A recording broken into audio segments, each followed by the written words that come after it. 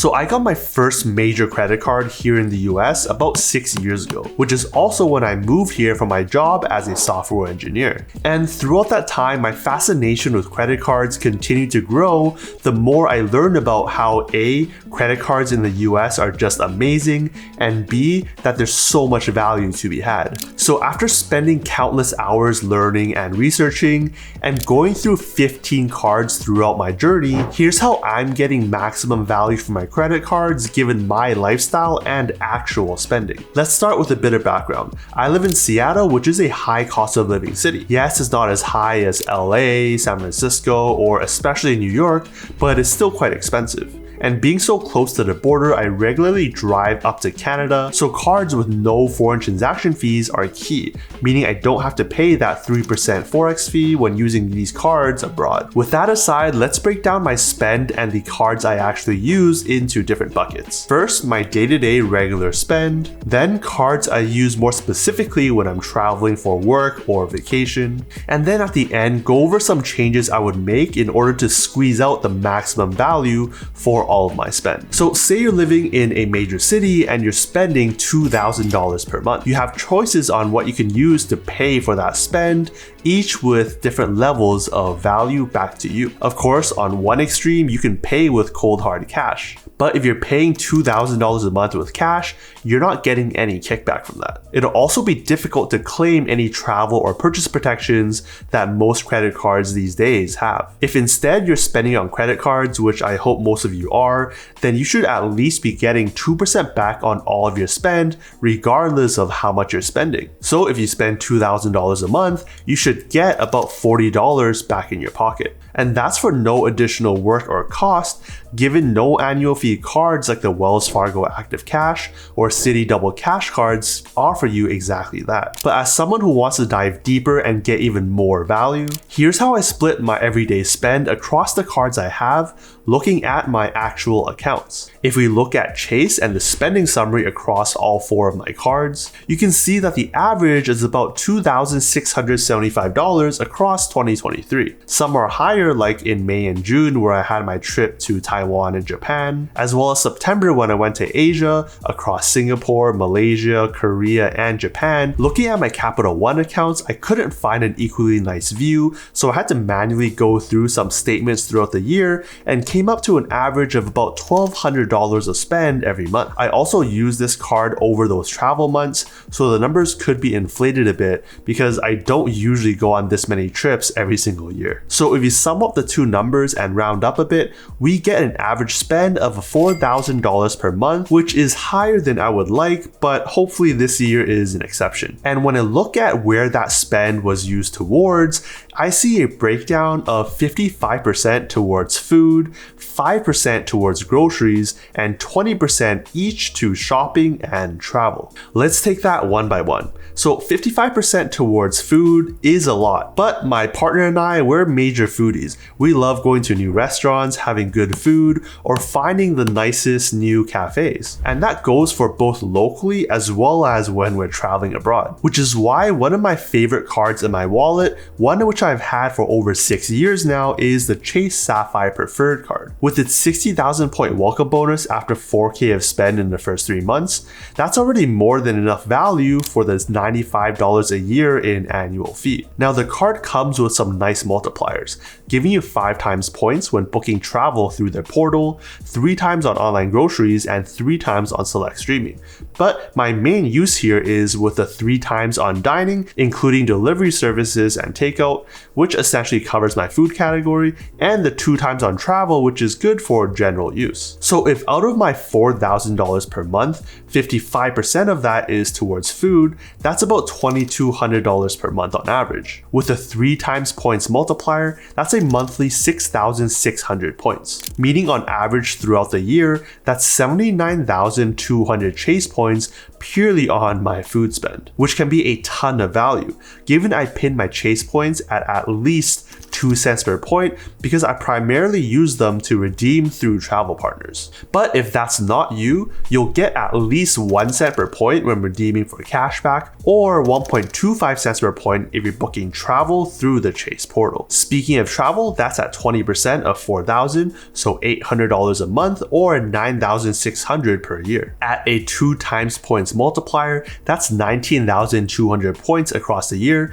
which is pretty high, but it's probably because I booked a lot of travel this year, and not just for myself, but also people I traveled with, which is actually a good tip to first pay for your group of friends and then have them pay you back. It's an easy way to hit some minimum spend or earn some valuable points. Also, some of you may know that I have the Amex screen as well, which gives me 3 times points on travel and transit, but I got the card later in the year, so I couldn't put a bulk of the travel spend on the card yet. And now if we add up the points for both the food and travel categories, that's a total of 98,400 points, which is a minimum of $984 if going through pure cashback, or upwards of $1,968 when redeeming through transfer partners, which is the route I usually take. Know that this also includes spend on some services like DoorDash when I'm ordering delivery, especially because one of the useful partner benefits on the card include complimentary Dash Pass, another $100 or so of value every year. And there's also the $50 every anniversary year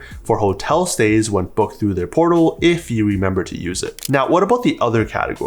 Well, a reason why a major category like groceries is so low is because I don't really need to get groceries that often. I usually skip breakfast, so that's 1 meal down, and during the week I'm grateful that my work gives lunch, so I don't need to worry about groceries and packing my lunch every day. Dinner, there's also the option to eat at work, but that's probably where I put some of my grocery store spend, as well as when I'm eating on the weekend sometimes. And like I mentioned earlier, I also order some delivery here and there, which probably makes up the rest of it, and why this food category is so high. That said, let's take the 5% of $4,000, which comes out to $200 per month. Now, in the past, I had an offer on my Freedom Flex that gave me 5 times points for grocery store spend within the first year, which was quite amazing, but I already used that up. And because I get my groceries in person, I can't use the 3 times online grocery multiplier on the Chase Sapphire Preferred. And so I put that $200 monthly grocery store spend on my other favorite card in my wallet,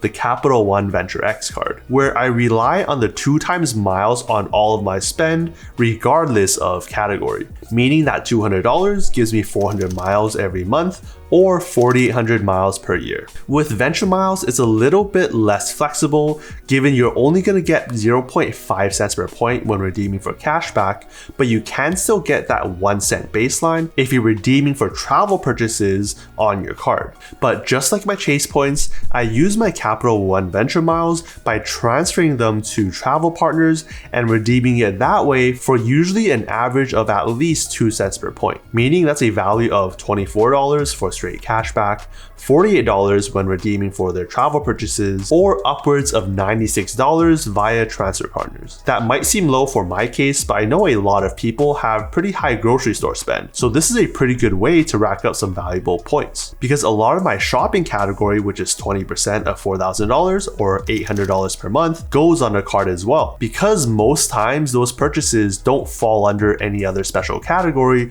so I put it here to get that baseline 2 times miles. But from time to time, the Freedom Flex card actually steps up and takes a lot of that spend. And that's with its 5 times points for rotating categories, with Q4 of 2023 being PayPal. And because a lot of stores online accept PayPal, it was quite easy to hit the $1,500 limit. So with $800 per month, that's $9,600 to spend every year. $1,500 of that gets 5 times points, so that's 75,000 Chase points. And the remaining $8,100 to spend gets 2 times miles, so that's 16,200 Venture Miles. Because I value both of these points and miles at 2 cents each, that's a total of 23,700 points, or a value of $474. Now, I also don't just use this card for the 2 times miles perk, because then it wouldn't justify the $395 in annual fees. No, it's because not only does it cover its annual fee every year with some easy to use perks like the $300 of travel credit booked through their portal and $100 worth of miles every anniversary year on top of their 75,000 mile welcome bonus, but it also gives me access to lounges at airports around the world and Hertz President Circle for guaranteed upgrades on rentals. And in my opinion is the best premium travel credit card for most people, which you can learn more about in the video up above. So to sum up my everyday spend, out of my $4,000 per month, that's $48,000 of spend every year, which based on the points I earn and the value I pin them at is $2,538 in value, much more compared to using a 2% on everything card, which would have netted me $960. But that's just on regular spend. Another reason why I value all of my cards so much is because the enhancements it gives me when I'm traveling. And for me, that includes work trips to the Bay Area like San Francisco or across the country to New York. First, flights. Unfortunately, we're required to book flights through their portal, which gets charged directly to the company, so we're not able to pay for it and get reimbursed to earn those points. That said, my overall travel experience is made better by my favorite benefits card, the American Express Platinum card. Yes, it costs me $695 a year to keep open, but it gets me way more than that using even a few of these benefits it gives, and one of which is using it for lounge access, specifically towards the Centurion Lounge, which there's a new one here in the SeaTac airport, including great food, a bar area, and even a coffee bar / smoothie bar. That's easily $20 to $30 each time I visit. Now, even though I don't collect points for the flight, I do collect points on the hotel stay. I don't have any special hotel cards, so I'll usually put that spend on the card that gives me the most points in the travel category, which in this case would usually be my Chase Sapphire Preferred, giving me 2 times points on that category. And with these trips being about a week long, that's usually about $2,000 in hotel spend or 4,000 points. Again, I do now have the Amex Green card, which I can use on future travel spend to give me 3 times points instead. For food during the trip, gotta rely on the trusty Chase Sapphire Preferred again with its 3 times points on dining. And for any shopping purchases that doesn't fall into any of the other categories, that's getting put on my Capital One Venture X card. That said, it's a similar breakdown of spend when I'm traveling for leisure like vacation as well, with a few minor differences. If I'm traveling with a bigger group, I might need both my Amex Platinum and the Venture X in order to get the whole group into certain lounges. I've experienced this in my recent trips when I went to Plaza Premium lounges with 5-6 people and needed to use both cards in order to get the whole group in, given the Plaza Premium lounges limit you to only 2 guests on each of the cards. When I'm booking for flights and hotels, I'll usually see if there are some good redemptions using points first. For hotels, that usually means World of Hyatt to get 2-3 cents per point with relative ease, which is what I did booking Hyatt Place in Honolulu when I went earlier last year, saving almost $700. Or Marriott points when I booked the AC Hotel Tokyo Ginza, saving over $2,200. And for flights, it's a long process, but I've redeemed over 700,000 points last year for a value of over $30,000, booking business class seats to multiple places in Asia for myself and my close ones. For example, if you find the space, you only need 55,000 points to fly from the West Coast over to Japan in business class. And you can get that through the welcome bonuses on cards like the Sapphire Preferred or Venture X. If you want more step-by-step details on that, check out the video up above. Now, no setup is perfect, and this one is no exception, but that also means that even with a setup that's not perfect, you're already getting some immense value from these cards. That said, some tweaks already come to mind even from just making this video. First, all of the spend we discussed above does not include rent, which for a city like mine is $2,000 for a comfortable 1-bedroom,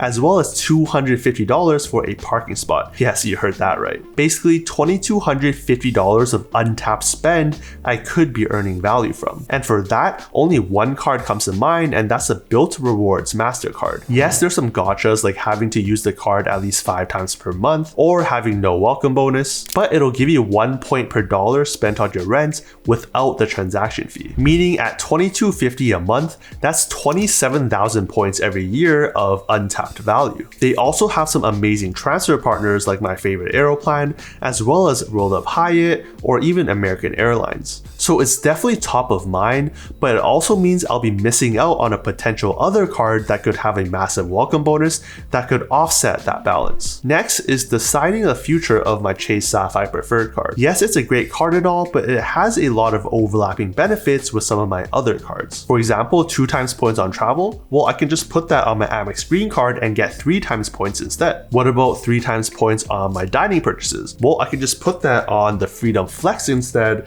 and still get 3 times points. The ability to group my Chase points together and transfer them out to travel partners for outsized value. Well, I also have the Chase Ink Preferred card, which has that ability as well. So it does seem like one of these 3 cards, the Chase Sapphire Preferred, the Chase Ink Preferred, or the Amex Green card, will have to go soon. And then third, I want the Amex Gold card with the 4 times on dining and 4 times on groceries, but given its changes to the welcome bonus rules, I'm pretty much shut out from the welcome bonus given I have the Amex Platinum card, which makes the card not worth it to go for. I mean, one alternative I can consider is the Capital One Saver One card with its 3 times points on categories like dining and groceries, as well as a small size welcome bonus of $200, which can be converted to 20,000 venture miles, which makes it not too bad, which is why I think the overall Capital One ecosystem is so underrated, not only for the multipliers, but because of how the cards work so well together and are much simpler compared to some other ecosystems. So to see how you could be missing out on some amazing value through Capital One, check out the video over here. See you over there.